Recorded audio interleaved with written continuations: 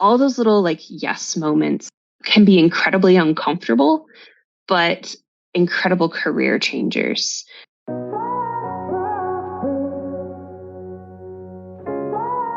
This is Vet Life Reimagined, and today I have Dr. Jess Trimble. She got her DVM degree at the University of Illinois, and this country farm girl working in mixed animal medicine took a chance and started a wellness clinic in California. And the adventures continue to come for her. She is an experienced general practitioner, telehealth consultant, speaker, and currently the Chief Veterinary Officer at Anipanion.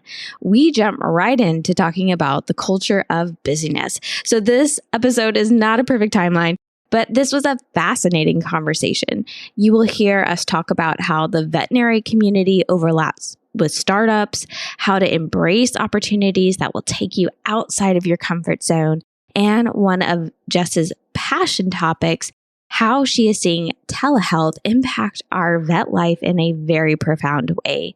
So let's get to the conversation with Dr. Jess. Sometimes we get stuck in this culture of like, I'm busy, busy, busy, busy. And because I'm busy, I'm successful. And we just keep cycling. And it's very easy to not stop and look at who you are as a human and what you need, because you are just stuck in this cycle of busy, go to work, take care of the kids, feed the dog, walk the dog, pay the bills. Like before you know it, your day is done and you've had absolutely zero time to pause and reflect on, is what I'm doing good for me, good for my family, good for my job, good for my mental health? Or am I just on this hamster wheel in the rat race, right? Spinning away. And sometimes our work really reinforces that. I've been working in startups since like 2017 now. And that culture especially is, you have so much to do in such a short amount of time to make these businesses go from 0 to 150 in, just a very minute amount of time. And so you really adopt this culture, personality, schedule of do it now, do more than what everybody else is doing, because it's the only way we're going to be successful. And then pretty soon you're like living and breathing it and forgetting that you are not your work and that you have to step back. And, I did that for like 4 years and then I burned out so hard. It's a totally different story, but burned out really hard after doing that and was lucky enough to be able to take what was supposed to just be a couple months off, but it happened to coincide with the pandemic. So it turned into a much longer sabbatical from work. But we had just bought a house and I was able to basically pour myself into landscaping our backyard, ripping out gravel and putting in trees and, was still busy, but was able to like work on something so completely different and just think with your hands in the dirt about like, what is it that I really want?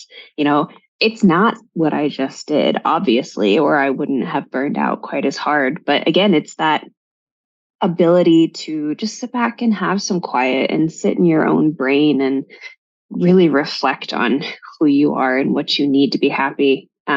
And that changes every few years or even sometimes every few months, right? Like it's not a one and done sort of thought process. We have to do this frequently in order to stay on top of our own selves. Yes. And I think especially certain individuals, but it's a lot more common than I think people are aware of. There is a certain number of years that is very natural to have this pivot or the need to have some type of change. And, looking at the veterinary profession, I think it's very common for people to go in with the idea of, this is my path. I'm going to do this until I die. And you just suck it up and you do it. So I'm curious to kind of walk up to that point of your path that you talked about, because it sounded like it was in the middle of the entrepreneur side. Kind of going back from the very beginning, just to kind of get some context on, you getting into veterinary medicine. When did you know that you wanted to be involved in veterinary medicine? Oh, I was one of those kids that like, it was never any other choice. I was very, very lucky to have grown up. I have 2 uncles and an aunt that all co-own a mixed animal clinic. And so I spent just about every single summer working for them. They were gracious enough to let me work my way up from kennel girl to being able to scrub into surgeries. And they made sure I saw all of it. I saw all of the after hours holiday calls. I remember this one point where my uncle, like, I was standing behind this cow with a prolapsed uterus in my arms, covered in cow crap.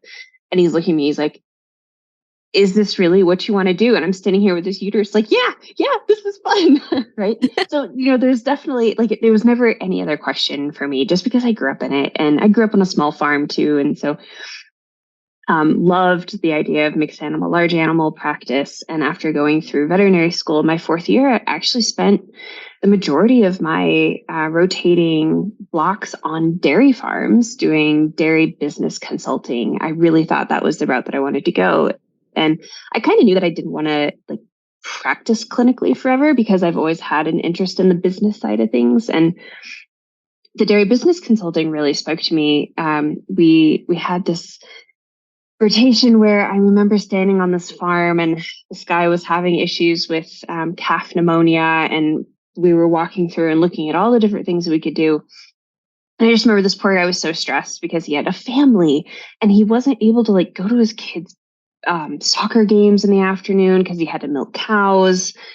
And by the time we had left, I remember, it'll stick with me forever. We sort of as a group went through and we're like, well, if we raise the roof on your barn 3 inches, which isn't that hard to do, we will increase the ventilation to your calves, which will decrease the rate of calf pneumonia significantly. And with that decrease, your calf survival rate should go up, like X%, which means you're going to have more calves to sell.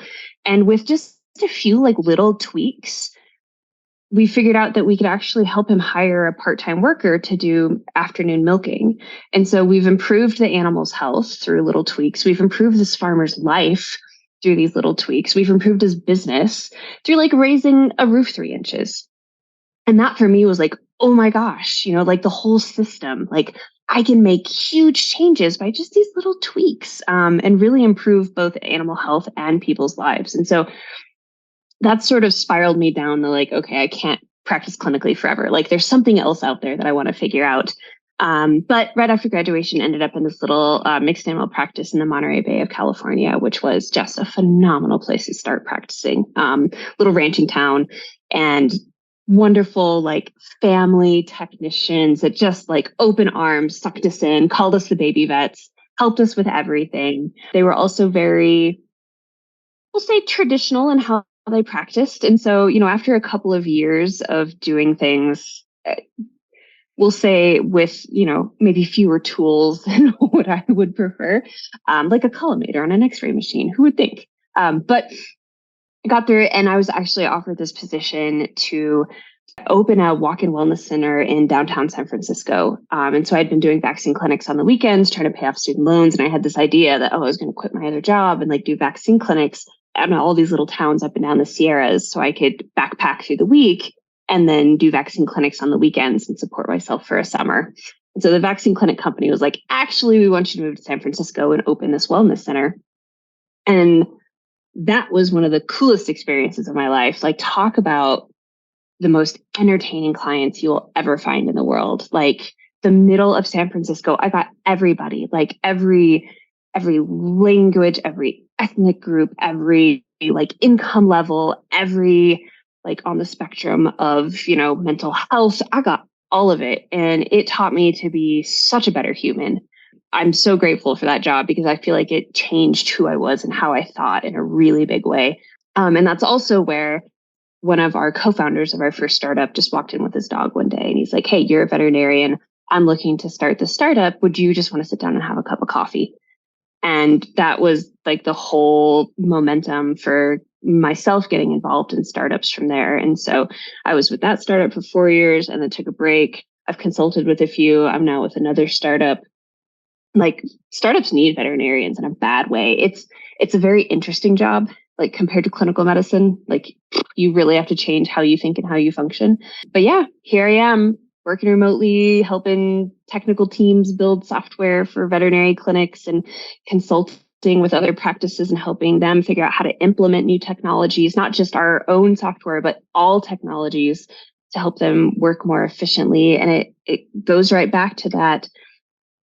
I can now put a technology into a hospital that helps with the patient care. It helps with the client's relationship. It helps with the business. It helps with the work-life balance of the people that are using it. And so I'm back into that system of like, what little tweaks can we make that really make a win-win-win situation for everybody? Sorry, that was I word vomited all of that. No, that was perfect. And I definitely, when you were telling the calf story, I could definitely see this like foreshadowing what you do now. So I thought that was really very relevant. And, going back, because I personally am very interested in entrepreneurship. So this might be a little bit self-serving, but I'm really curious on your thoughts. You said that startups really need veterinarians. And since our audience is very much in the veterinary profession, what type of skills, what type of characteristics would someone in the veterinary profession need to best serve in the startup space? It's a good question, because I have certainly been in a position where I was looking to hire veterinarians for my own startup and having to make that decision of like, okay, you are a good fit. You are absolutely not. And I guess I'll back it up saying there's so many startups out there that are creating new technology, right? Like making these wearable collars or pet cameras or a thousand different things that are out there. And none of them have ever set foot in a veterinary clinic, at least in the back, None of them really understand how a veterinarian brain thinks. And so a lot of what these companies need are veterinarians to help them look at what they're creating and say, you know what? Clinics don't actually flow this way, but if we make this little tweak, it'll make way more sense. Or, you know what, you're trying to market to veterinarians by cold calling them at 10 a.m. on a Friday. Like, it's not going to work. Let's talk about how practices actually function and, how we can. So a lot of it is really just helping them see that perspective and making sure that what they're creating is going to be beneficial to all those parties involved. Because I've certainly seen some startups that they have great intentions, but don't realize that what they're making or doing could potentially actually be dangerous to a pet. Or, if they're trying to throw out some data that's going to make a pet owner panic, and then that's going to make the veterinarian's life harder because they're like, what do I do with this data? And the veterinarian's, I don't know what to do with this. And so a lot of it is finding veterinarians who are just open to going with the flow. Something's breaking, great, let's fix it, right? Like, we don't panic, we accept the chaos as just a part of it. One of the best descriptions I've heard of startups is you are handed a box of airplane parts and thrown off a cliff, and you have to put it together before you hit the ground. And it's very much what it's like. Like, we have all the parts and pieces, we just have to figure out how to make this fly. And that's a big part of what we're doing is, let's try this part. Nope, didn't work. Okay, let's try it over here. So it's a lot of testing and being comfortable with failure as well, which is hard for veterinarians, right? Like, we don't like to fail, because in a clinic, if we fail, that means a patient has died. But in a startup, failure is part of your everyday. It's all scientific method. Let's hypothesize. Let's test it. How did we do? Yay or nay? Okay, let's hypothesize again and test it again. And so it's very much this sort of cyclical, like, change, iterate over and over and over, which can be wonderful and also infuriating at the same time. Yes, I think the phrase is fail fast and often is the how you think about it in entrepreneurship. So yes, absolutely.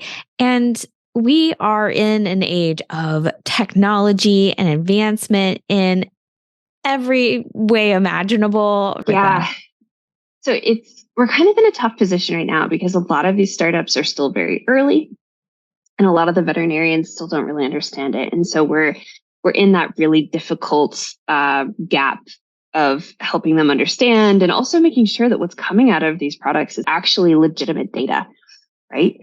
I mean, this random smart collar that you bought off Amazon that's telling you that your dog's heart rate's high, let's actually check your dog's heart rate and see if it's real or not, right? And so part of it is helping to educate owners that the tools that they're purchasing that they think are these fun, smart devices aren't necessarily accurate or aren't always data that like we need to pay attention to every single data point, right?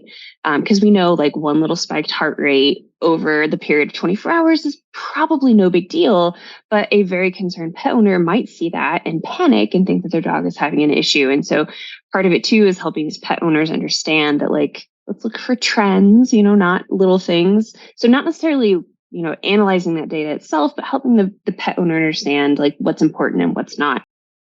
Most of these companies that have great data also have a veterinarian on board.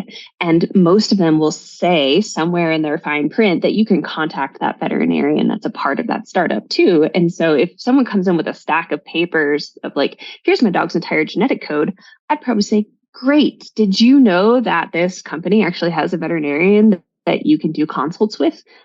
Here's your papers back. You should talk to them. And I will often redirect it right back because I am no geneticist.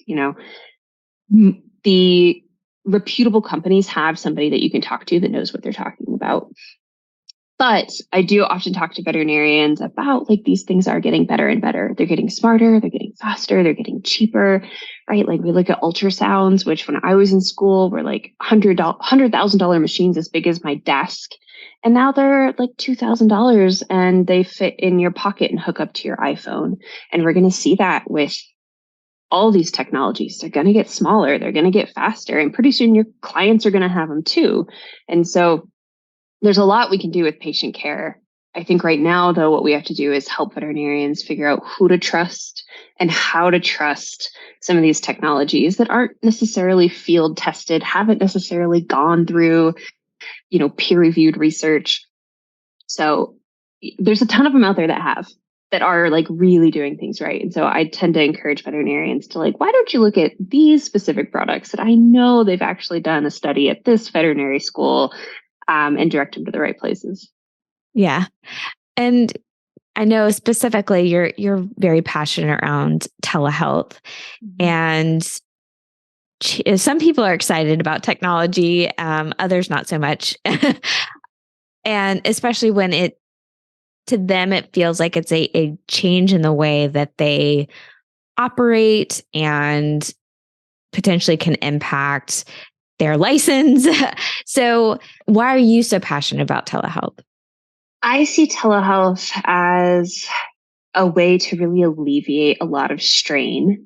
And again, it's for all parties, right? I see how it can be used for better patient health.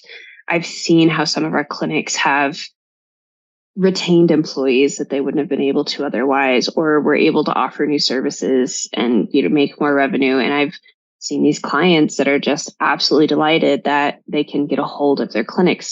Again, it's that like I can see that win-win-win situation for everybody. We just have to help veterinarians understand that this change in their workflows can be a good thing. They've been doing things the same way forever. It's worked the same way forever. And most of them have this idea of why on earth should I change when it's been working the same way forever? And I get that.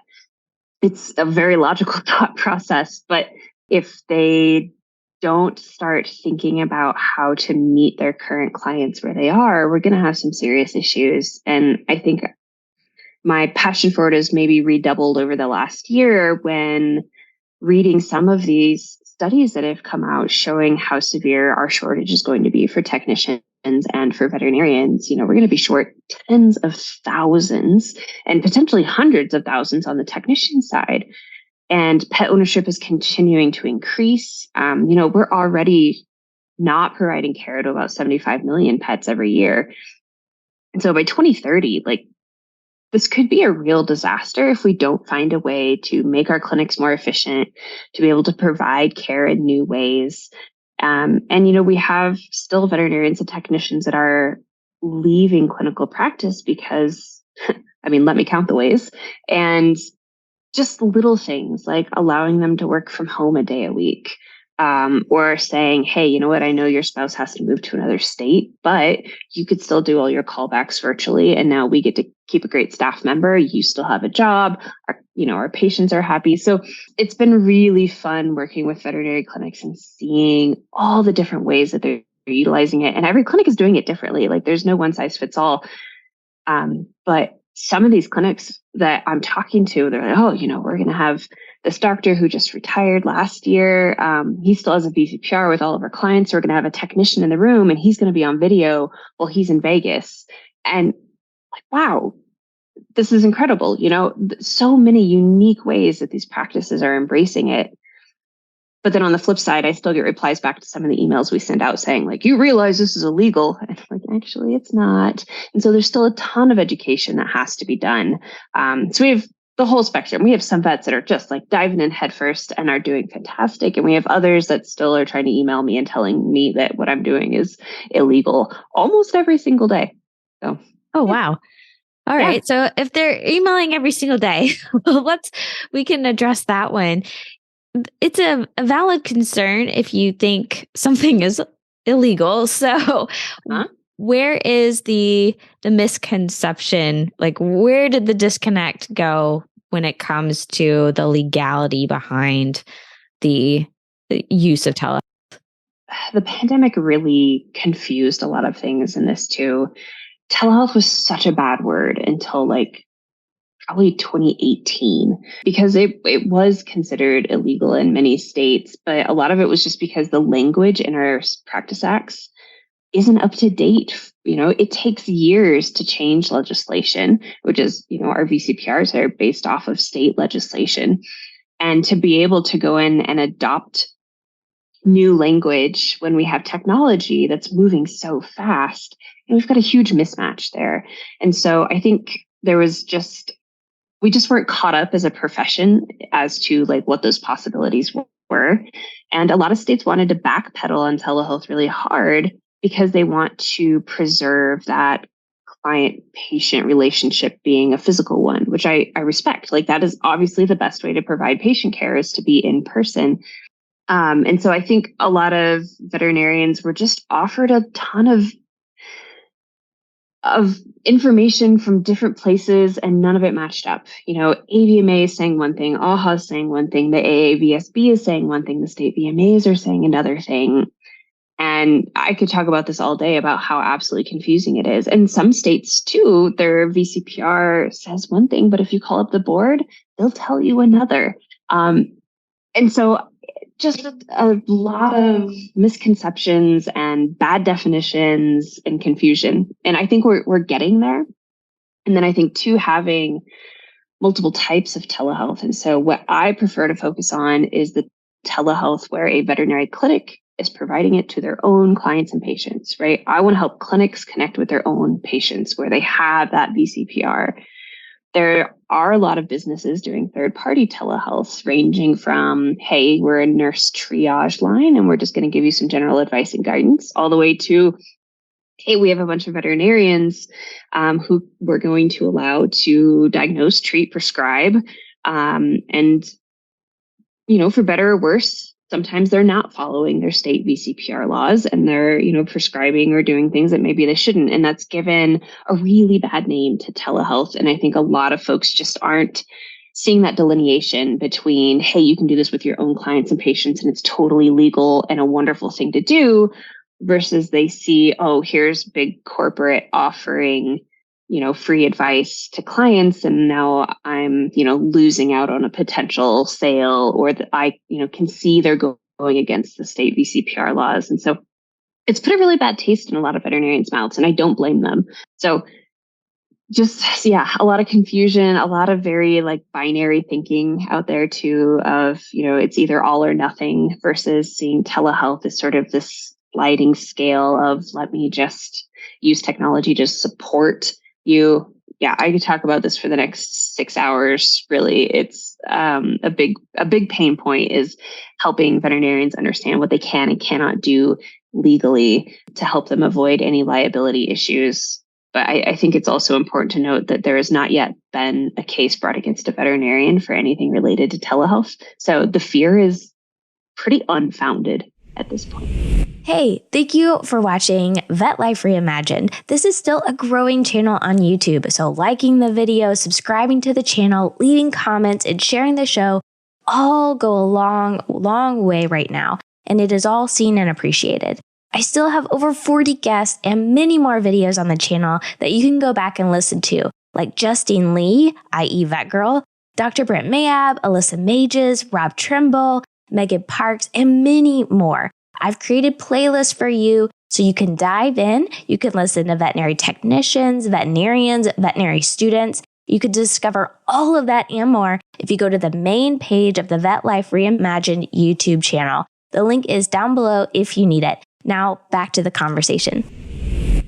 So amongst the confusion, what currently are some of the best ways to figure out what can I do in my state, in my type of practice? Where is the best place to start to figure out the best way to implement telehealth?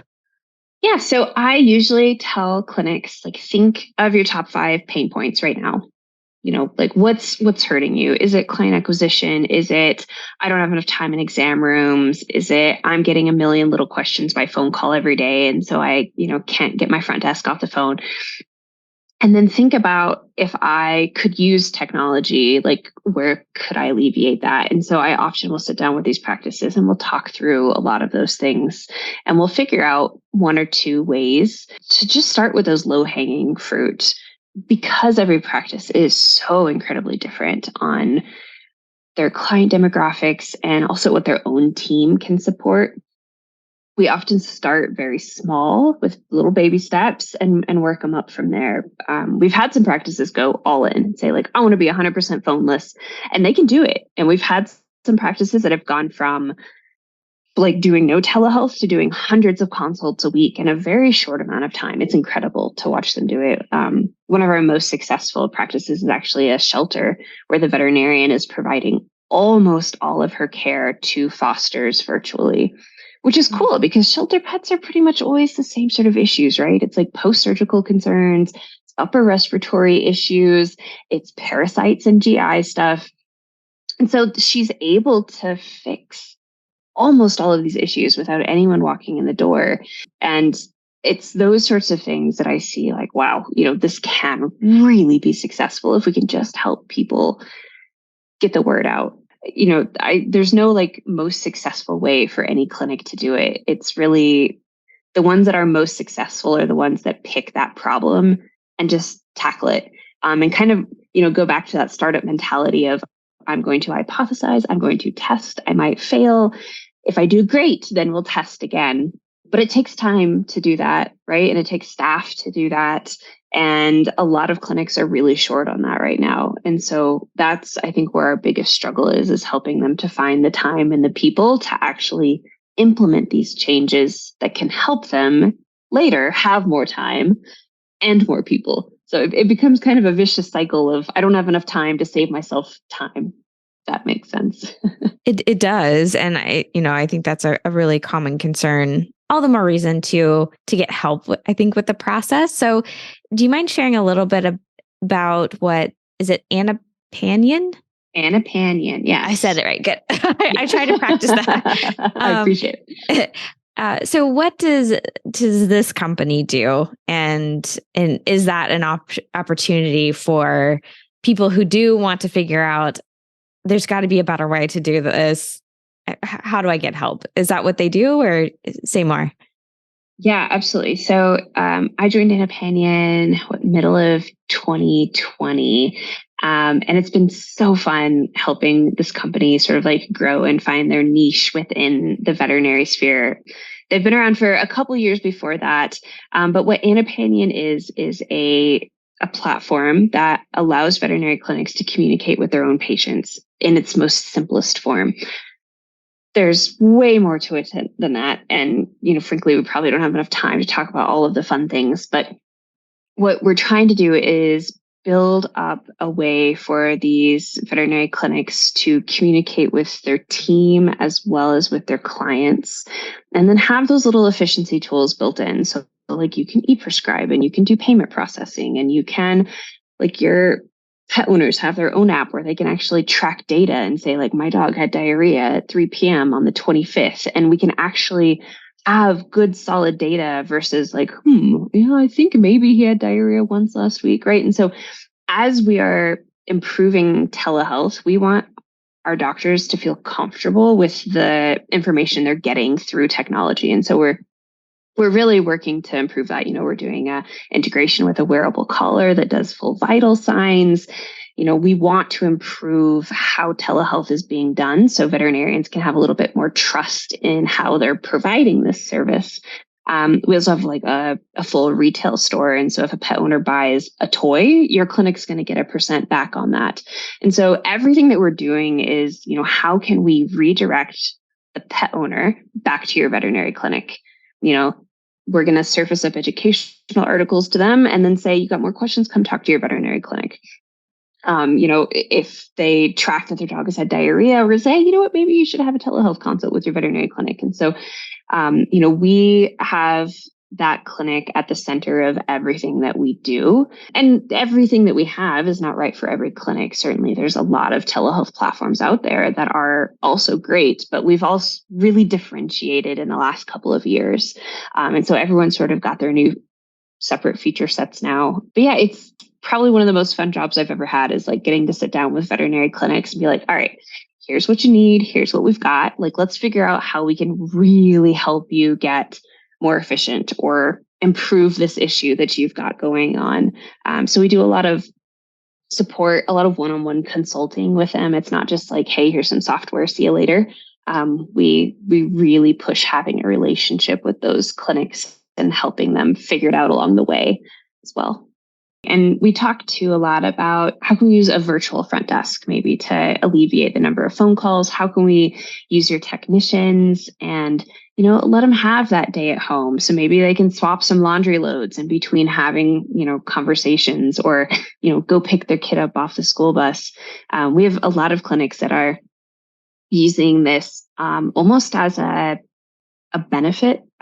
So like, hey, you get 2 weeks vacation, but you also get 1 week at home telehealth time, so that if your kid is sick and, now you don't have to take off work, you can, stay home and reply to labs at your kitchen table while your kid's on the couch. And so it's almost turned into more of a employee support tool, so that people can continue to like be productive and contribute to that clinical team, even if they can't be there in that moment. So lowering that clinical chaos, but still supporting the team that, wants to be there but can't, or a whole number of reasons. So I could talk about it for hours about all of the different like little ways that these clinics are using it to improve their efficiency and et cetera, et cetera, et cetera. Yeah. Well, and again, I love how what you kind of were realizing when you were working with the farmer and the calves and trying to get him to be able to go to his children's events is you like finding the little tweaks that make the very large return on investment kind of thing. Mm-hmm. And it sounds like that's exactly what you're doing now. So kind of in your career journey, how have you decided on each change and pivot, and how has that gone, kind of allowing you some time to reflect? Because you mentioned that, there was a time when you really burnt out, you did a little too much. So do you mind kind of sharing your path around that time and kind of what you learned about yourself? Yeah, absolutely. I've always been sort of a like say yes sort of individual. Like if the opportunity presents itself, like why not? Like just go for it.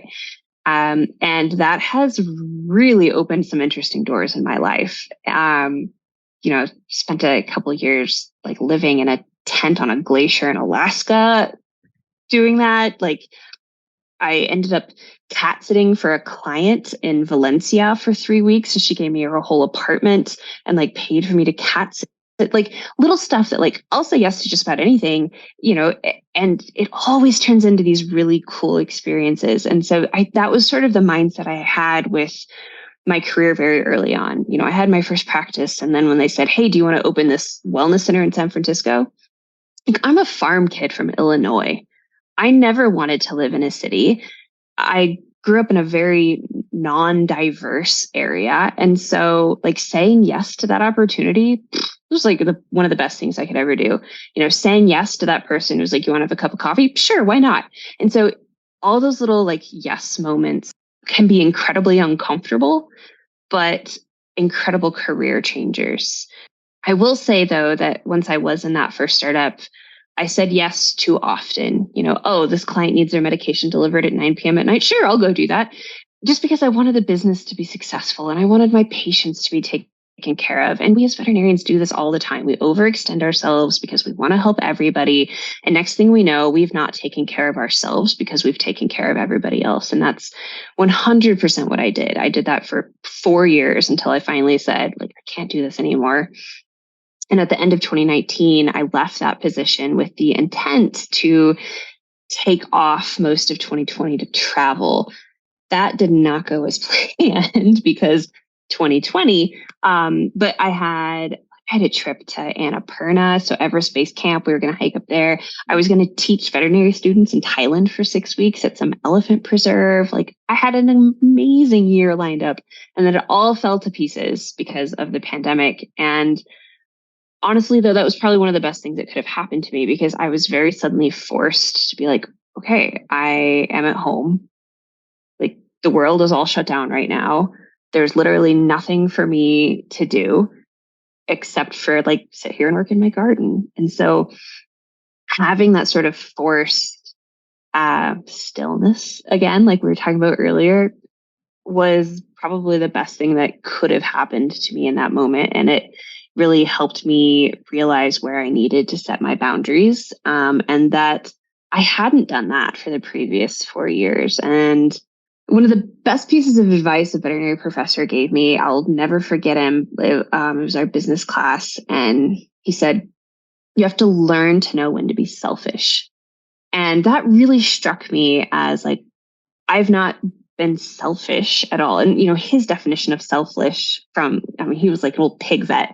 His definition of selfish is a little bit of self-care, right? You have to learn when to say no to other people so that you can put on your own oxygen mask first. And I absolutely had not been doing that. And, learned where to draw my lines in the sand and learned where to say no. And I interviewed with a lot of companies over 2020. And I remember saying no to a lot. And part of it was maybe a little PTSD, from previous positions. I could hear the chaos in the background on the phone call. And I'm like, I don't want any part of that. Absolutely not. Until I, started talking to my current company, and they're like, oh yeah, we won't bother you after 5 p.m. We won't bother you on the weekends. We will respect your boundaries. And they have, here we are 3 years later, they have always. And so you can find those places to work, and you can find those people out there that also will respect, when you need to say no for your own mental health. But yeah, that was probably my first real I've not been taking care of myself. I'm not in a good spot. I need to figure this out. And since then, I have figured out that I still don't have it figured out, which I think is maybe one of the best things to understand is that, for a little while there, I was like, oh yeah, I've got this figured out. If I just garden and I read and I paint with working, then I'll be fine. But that really wasn't it. I wasn't leaving that room for reflection as I'm growing as a human over the years too, and how my needs are changing and things like that. So forcing myself to sit back and realize that I am a flawed human being and I don't know what I want and I don't know what I need, and that's okay. That's probably been one of the bigger realizations for me.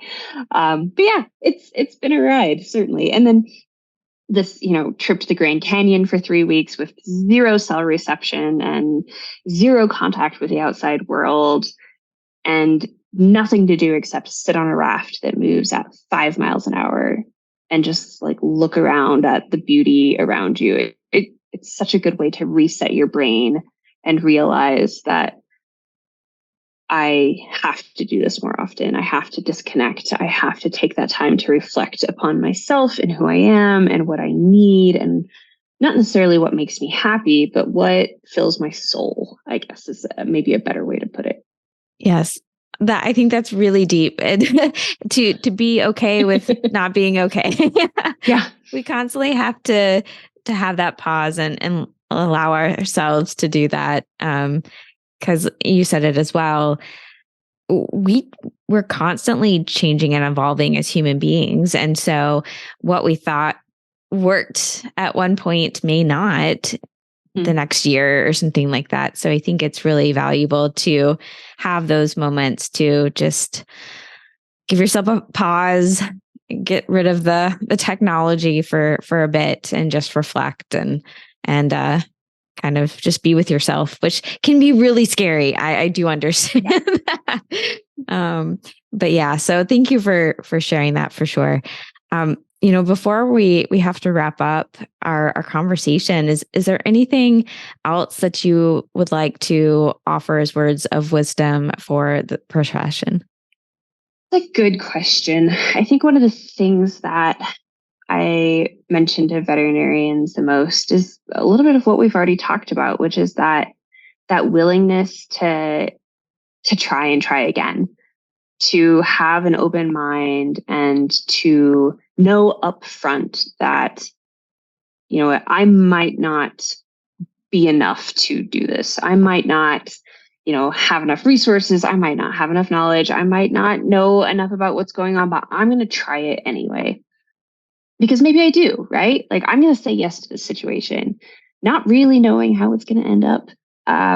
But I know that win or lose, fail or succeed, I will come out a better person on the other side. And so that is what I talk to a lot of veterinarians about when we're, putting in new technologies. Like this might not work the first time. That's okay. It probably won't work the first time. That's 100% all right. Like we're going to work through this and we're going to get it there, but nothing is going to be perfect the first time we start it. And I think that goes with our businesses. It often goes with our patients. It most certainly goes with ourselves though, right? Like we are not perfect from the start and we never will be perfect. But if we continue to like pause and iterate on ourselves as well and really think about, okay, maybe I should change this a little bit for the next time, but then try again. And I think that's the key part, is to just keep saying yes and never stop trying. And, also know where your boundaries are, right? Like you don't have to do everything and you shouldn't do everything. But just to not stop saying yes to those opportunities. Yeah. And, another thing that I just love to add to is you rarely have to do that alone. I like to remind people of that as well. So just kind of add on a bonus question before we get into the final four. Is there a support system that you have? I have the most incredible support system. I cannot say enough good things about the support system I have. So, my husband, also a veterinarian, we went through veterinary school together, somehow got into the same school. We did our first job together, and it was so nice to be able to like sneak into a coat closet and be like, I need you to look at this x-ray. What do you think? Right. To have that person that will always help you without judgment is so critical. But then, aside from that, my community here in Fort Collins. So we've got just an absolutely ridiculous group of people here that are veterinarians that are clinical and non-clinical and startup and in industry. And every Thursday we get together for beers, and every weekend we hike with our dogs together. And super lucky to have the community that I do, both on a personal and professional level. Absolutely couldn't do it without them. Took a lot of years to sort of build that community up. But now that I have them, they're, as close as family. Oh, I love that. Rob, your husband, had talked a little bit about that in Fort Collins, and I'm like, man, it makes me want to go. If I didn't love the warm coast of the Southeast, I might. Yeah, we've got about 5 inches of snow on the ground right now. Oh, wow. And it's still snowing. So it's not a town for everybody. But if you like beer, we've got about 32 breweries and mountains right outside the door. So it's a great place to be. Awesome. All right. Well, your final 4 questions, but before we leave today, the first one is, what is something that people may get wrong about you? Ooh. A lot of people think that I'm an extrovert. I'm one of those like super introverts that can, turn it on and have a conversation. But then afterward, I'm like curled up in the fetal position in my hotel room, like need away from people. So that's probably the number one thing. I am a super introverted person. Yep. Yep. I remember you were sharing that on this raft trip where you're with, well, you said 13 other people for almost 24/7. Yeah. Yeah. It's a lot. Yeah. The second question is, what is a hidden skill or interest you have? I am a super artistic person, in that I have to create things. And so I build a lot of furniture, actually. I love woodworking, but one of my favorite things to do is actually paint portraits of my friends' dogs. And like ridiculous, like with monocles and bow ties and top hats and all of that. That is really cool. I think that's really special. I've always been a big fan of pictures and being able to capture special moments, but I think the pets too, it's really special to capture that for someone. So that's a very special gift. Yep. Third, what is something, my goodness, all the things you've done, what is still on your bucket list to do? There's so many things. Travel is always one of them. We had a trip to Patagonia that was canceled in 2020 that I would really like to make happen again. So any kind of travel is always like one of the top things on my bucket list. Very cool. And finally, what is something you are most grateful for? I'm going to hop right back to the community. I would not survive if we didn't have the support system that we did here. And it's the reason we moved from the Bay Area to Fort Collins. My husband and I both have remote jobs. We could have lived anywhere, but we moved here just because of the people. So forever grateful for the support system that we have here. This has been the Vet Life Reimagined podcast. Whether you are listening or watching on YouTube, I hope you enjoyed this conversation. Please make sure you are subscribed to catch all these amazing people in our profession. Also, send this episode to someone you think who would appreciate it. Have a recommendation for someone who would be a good guest? Please reach out on LinkedIn, Instagram, or Facebook. There aren't that many Dr. Sprinkles. Until next time, Vet Lifers.